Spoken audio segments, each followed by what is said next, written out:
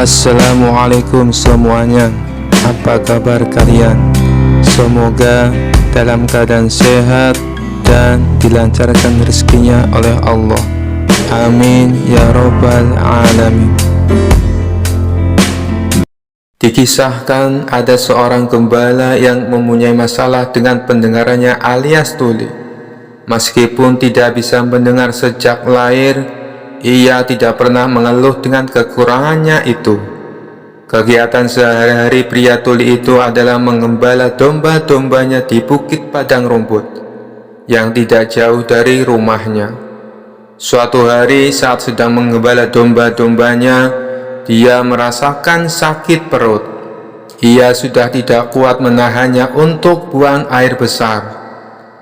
Kebetulan ada seorang yang tidak jauh darinya sedang memotong rumput. Si gembala lalu menghampirinya dan memberikannya pesan. "Hai kawan, tolong jaga domba-dombaku ya, dan tolong awasi jangan sampai ada yang berkeliaran hingga tersesat.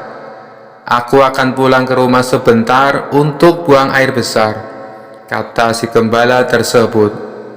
Ternyata pemotong rumput itu juga tuli. Dia tidak mendengar apapun yang dikatakan si gembala. Pria pemotong rumput mengira kalau si gembala mau meminta rumputnya. Ia pun menjawab, "Enak saja, mengapa kau tidak mencarinya sendiri? Aku di rumah juga banyak hewan ternak yang harus diberi makan. Sudah sana pergi, jangan ganggu aku," kata si pemotong rumput sembari menggerakkan tangannya. Dikarenakan sama-sama tidak bisa mendengar, si gembala mengira gerakan tangan dari pemotong rumput merupakan isyarat bahwa dirinya bersedia dan menyuruhnya cepat pulang. "Terima kasih kawan, kau benar-benar telah menolongku," kata si gembala. Ia lantas segera berlari pulang ke rumah. Setelah menuntaskan hajat buang air besar, si gembala kembali menemui pemotong rumput. Si gembala menghitung domba-dombanya dengan cermat dan jumlahnya masih lengkap. Dalam hati dia bergumam, sungguh luar biasa pribadi pemotong rumput itu. Ia benar-benar bisa dipercaya. Ia telah menjaga domba-dombaku tanpa mengharap ucapan terima kasih sama sekali. Sungguh pribadi yang luar biasa. Oh iya, bukankah salah satu dombaku ada yang pincang? Lebih baik aku berikan kepadanya sebagai rasa terima kasih. Pasti akan menjadi makanan yang lezat untuk keluarganya, ujar si gembala. Dia lalu memanggil domba tersebut dan menghampiri si pemotong rumput. "Hai kawan, terimalah hadiah dariku karena engkau telah menjaga domba-dombaku," kata si gembala sambil menunjukkan domba pincangnya. Melihat hal itu, si pemotong rumput malah menjadi marah. "Dasar kurang ajar, aku tidak melihat apapun yang terjadi selama kau pergi. Kenapa kamu malah meminta tanggung jawab atas pincangnya kaki dombamu? Dari tadi aku sibuk memotong rumput dan sama sekali tidak tahu terkait kejadian yang menimpa kaki dombamu. Pergilah, kalau kau mendekat aku akan memukulmu," ancam si pemotong rumput dengan emosi. Si gembala pun menjadi heran kenapa si pemotong rumput tiba-tiba marah kepadanya. Tidak beberapa lama kemudian, lewatlah seseorang dengan menaiki kuda. Tapi ternyata dia adalah seorang pencuri kuda yang telinganya juga tuli. Kuda yang dikendarainya adalah hasil curian. Si gembala lalu berteriak memanggil pria penunggang kuda. "Tuan, tolong katakan kepadaku, apa yang diucapkan si pemotong rumput ini? Aku ini tuli tuan. Jadi aku tidak mengerti kenapa ia menolak pemberianku, malah marah kepadaku," ucap si gembala dengan emosi. Pria pemotong rumput juga tidak mau kalah. Dia bicara dengan nada teriak kepada si penunggang kuda. "Begini tuan, dari tadi aku sedang memotong rumput dan tidak tahu apa-apa. Tapi tiba-tiba dia minta tanggung jawab atas pincangnya kaki domba miliknya. Jelas saja aku marah dituduh seperti itu, balas si pemotong rumput. Si penunggang kuda kemudian turun dari kudanya dan menghampiri mereka berdua. Dikarenakan juga menderita tuli, ia mengira si pemotong rumput dan gembala sedang memarahinya karena mencuri kudanya. Benar kawan, aku memang barusan mencuri kuda, tapi aku sungguh tidak tahu kalau kuda ini adalah milik kalian. Maafkan aku kawan, kata si penunggang kuda. Sudah aku katakan, aku tidak tahu apa-apa atas pincangnya domba orang ini, teriak si pemotong rumput. Hai kawan, suruh dia jelaskan mengapa menolak pemberianku dan justru malah marah-marah, teriak si gembala. Iya, aku mengaku mencuri kuda, tapi aku tuli, jadi aku tidak tahu siapa di antara kalian yang memiliki kuda ini, teriak si penunggang kuda. Di tengah-tengah keributan yang terjadi, melintaslah Abu Nawas. Di hadapan mereka kala itu, Abu Nawas sedang mengalami sakit gigi. Untuk menggerakkan mulutnya saja sakitnya bukan main, apalagi untuk berbicara. Ketika melihat kehadiran Abu Nawas, mereka mengira itu adalah seseorang sufi yang alim dan sakti. Sebab dari penampilannya, Abu Nawas mengenakan jubah layaknya ulama sufi terpandang. Si pemotong rumput lalu menghentikan Abu Nawas dengan menarik jubahnya. Ia berkata dengan nada berteriak kepada Abu Nawas untuk meminta keadilan. Tuan Sufi, tolonglah aku. Mereka berdua menuduhku melukai dombanya, kata si pemotong rumput. Si gembala juga berkata kepada Abu Nawas dengan nada teriak, wahai Tuan Sufi, aku hanya ingin memberikan domba, tapi dia malah marah kepadaku. Si pencuri kuda juga ikut-ikutan berteriak, Tuan Sufi, aku akui bersalah telah mencuri kuda mereka, tapi aku tuli jadi tidak bisa mendengar perkataan mereka. Aku tidak tahu siapa sebenarnya pemilik kuda ini, ucap si pencuri kuda. Mendengar pengaduan mereka dengan nada teriak, membuat sakit gigi Abu Nawas bertambah tidak karuan. Ia hanya bisa menatap tajam penuh amarah ke arah ketiganya. Mata hitam Abu Nawas menusuk tajam ke mata mereka bertiga secara bergantian. Ketiga orang itu mengira Abu Nawas sedang berusaha keras mencari petunjuk atas kebenaran dari situasi ini. Mereka bertiga pun mulai takut dengan sorot tajam mata Abu Nawas.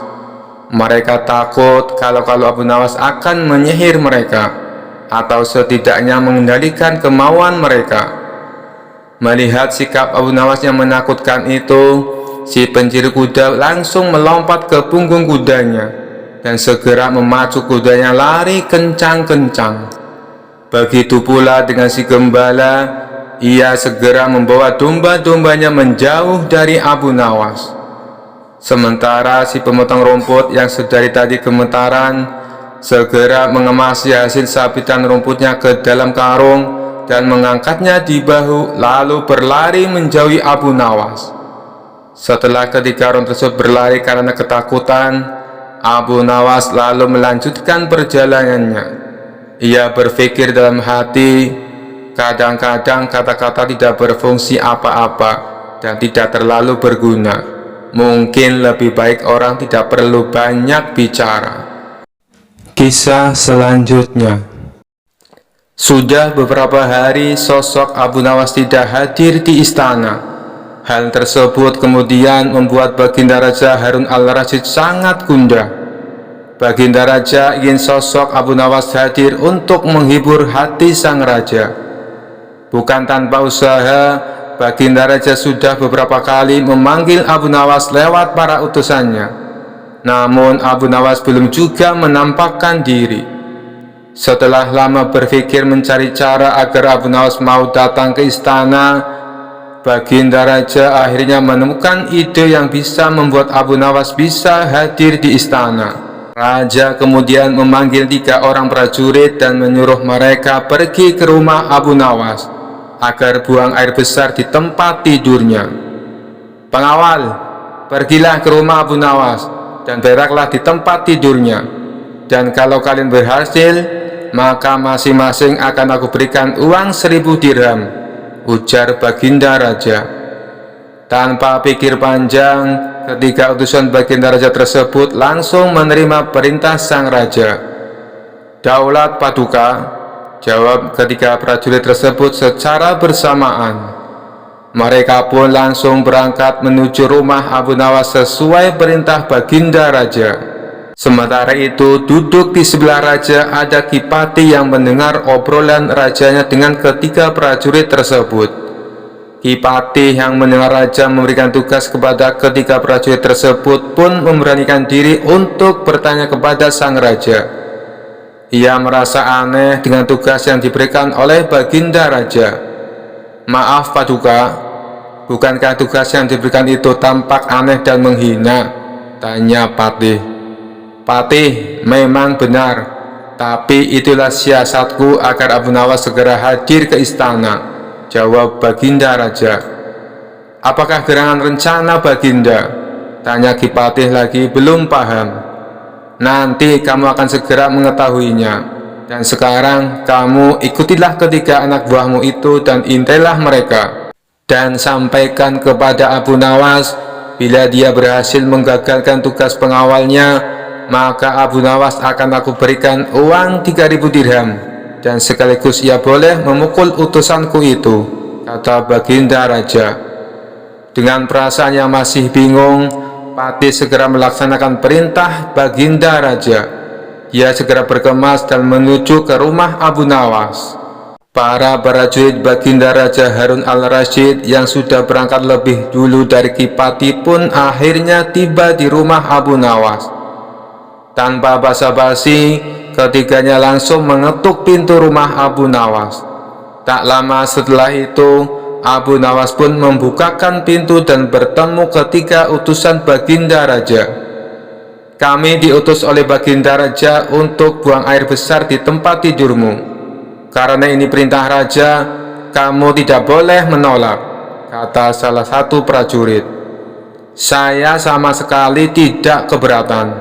Silakan saja kalau kalian mampu melaksanakan perintah rajamu, jawab Abu Nawas dengan santai. Betul? Tanya prajurit raja memastikan. Ya, silakan saja, sahut Abu Nawas. Abu Nawas mengawasi orang-orang itu beranjak ke tempat tidurnya dengan perasaan geram yang sudah ia tahan. Berak di tempat tidurku, betul-betul kelewatan, gumam Abu Nawas dalam hati. Tak mau ranjang tidurnya dikotori, Abu Nawas memutar otaknya untuk mencari cara agar para utusan baginda raja tersebut mengurungkan niatnya. Setelah berpikir beberapa saat, Abu Nawas akhirnya menemukan cara untuk menggagalkan tugas para utusan tersebut. Pada saat para utusan itu hendak bersiap-siap buang air besar, mendadak Abu Nawas berkata di balik jendela kamar, "Hai para utusan raja, ada yang lupa yang saya sampaikan kepada kalian," kata Abu Nawas. "Apa itu?" tanya salah satu utusan raja. "Saya ingatkan supaya kalian jangan melebihi perintah baginda raja. Jika kalian melanggar, saya akan pukul kalian dengan sebuah pentungan besar. Dan setelah itu saya akan laporkan kepada baginda bahwa kalian melanggar perintahnya," jelas Abu Nawas. Dengan cekatan, Abu Nawas segera mengambil sebatang kayu besar yang ada di dapur rumahnya.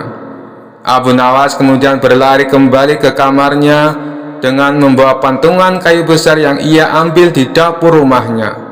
"Hai, apa maksudmu tadi Abu Nawas?" tanya salah satu utusan.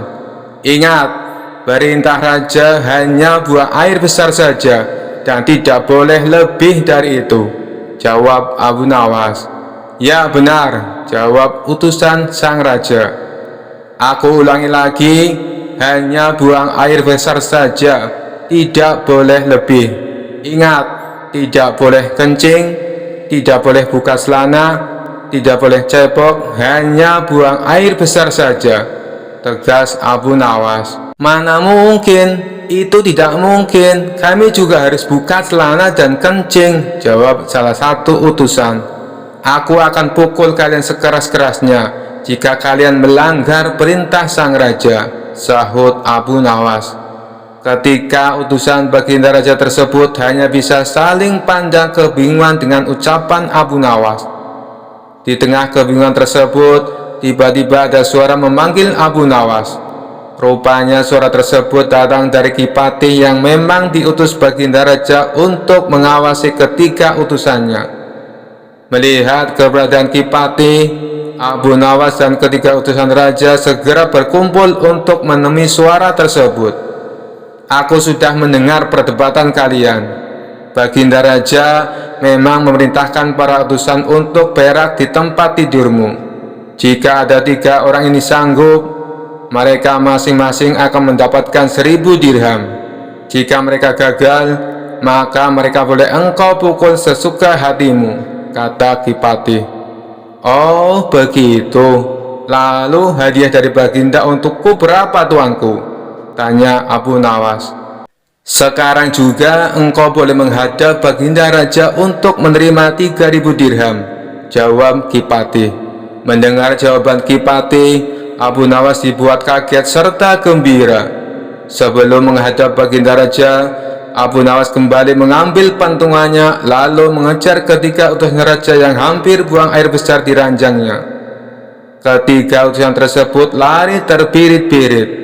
Kipatih dan Abu Nawas dibuat tertawa terpinggal-pinggal dengan tingkah ketiga utusan baginda raja. Abu Nawas, baginda raja sangat yakin engkau dapat mengatasi masalah ini. Baginda memang ingin kehadiranmu di istana untuk menghibur hatinya yang saat ini sedang gundah gulana, jelas Kipatih. Abu Nawas menyetujui permintaan Kipatih, dan mereka segera berangkat menuju istana untuk menemui baginda raja dan mengambil hadiah 3000 dirham. Sekian dulu perjumpaan kita kali ini. Sampai bertemu lagi di kisah-kisah selanjutnya. Terima kasih yang sudah subscribe dan setia menonton channel ini. Wassalamualaikum warahmatullahi wabarakatuh.